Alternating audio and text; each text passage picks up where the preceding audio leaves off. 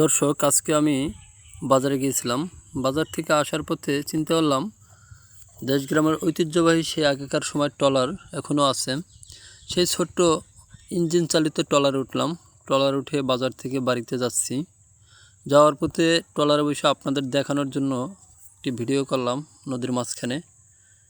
যাই হোক, আপনারা দেখেন নদী কত নিরাপত্তা।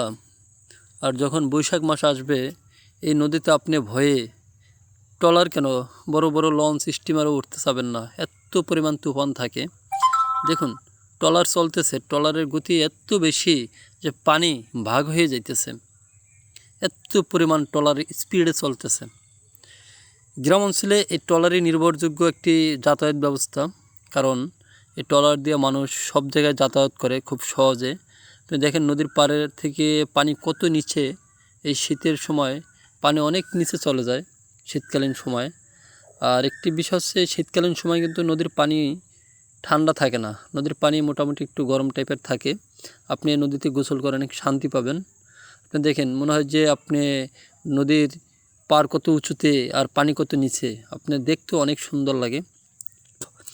যাই হোক, এরকমের সৌন্দর্য দেখতে চাইলে আমাদের বরিশালে আসতে হবে। বরিশালের বাইরে আপনি এরকমের সৌন্দর্য পাবেন না কখনো কোথায়ও।